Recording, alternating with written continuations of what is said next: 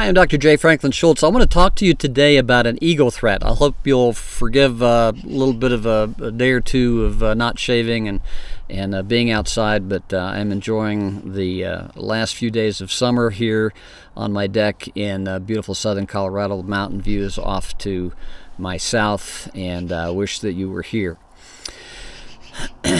If you've watched some of my presentations about stress, fight, flight, flee, the F3 process, the impulse of the lizard brain to respond to threats and how that can overtake our thinking process, sometimes it should, sometimes it shouldn't.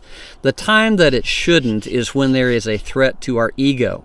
We have to remember that there are lots of different types of aggression, or lots of different things that cause aggression. A physical threat, obviously, is going to cause aggression to us or to a person that we're dealing with. Protecting territory, we don't want people to get into our body space. We don't want people to get into our homes and our cars, and that's going to be true again for the citizens and suspects and subjects that we're dealing with out on the street. They're going to be protective of that. Their body language is going to show that, and they might get aggressive if you cross some of those territorial lines. This is my house, get off my porch, those kinds of things. There's also the defensive family. A really cardinal rule is never to humiliate a father or mother in front of their kids, or a man in front of his date, or those kind of certain social circumstances. I know many times if you can pull somebody away from the crowd and away from that interested audience that they're performing for, they'll calm down and relate to you in a much better way.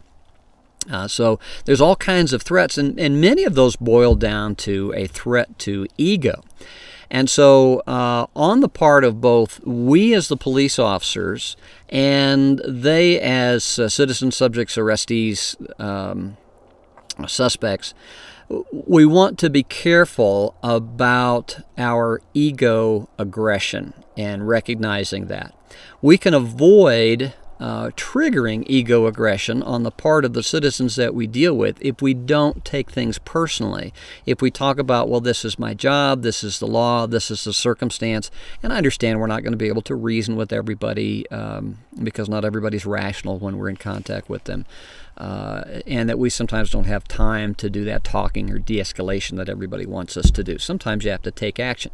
But in those times, remember that the greatest asset for toning down aggression in another person and ourselves is time, because we want people to start thinking up here with that rational logic brain, and it simply takes time. If that amygdala is triggered and we get that adrenaline chemistry rush, the F3 rush, this part of the brain is going to be very, very active and kind of take over, and time will help it get right up here. So the longer we can deal with somebody in a calming and rational way, in a way that does not appeal to, hey, you're stupid, or don't be an idiot, or any knucklehead would know this, or you're too drunk to understand. Those kind of phrases, or that kind of condescending attitude, or that attitude of superiority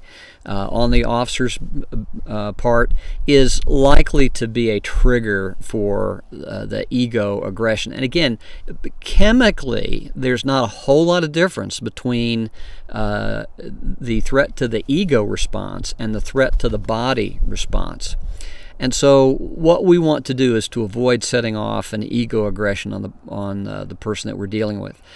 But probably as importantly, and maybe more importantly, it's very important that we recognize with this part of our brain when we're getting an adrenaline rush, an F3 response that results in aggression because of an ego threat, and when it is a genuine physical threat. Now, the lines aren't always clear. Sometimes somebody who's posturing and trying to get our goat and insulting us and questioning our authority and insulting our mothers and making fun of our weight or our goofy hair or whatever, sometimes that's a precursor behavior. That's a pushing the envelope, trying to push the buttons, trying to see how far they can get, questioning authority. So So sometimes that's a precursor to the possibility of a physical attack.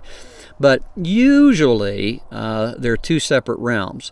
And so we want to make very sure that we as police officers don't respond to the same we don't respond the same way to an F3 chemical surge in our body that braces us for fight, flight, or freezing. And of course, we're going to condition ourselves more likely to fight.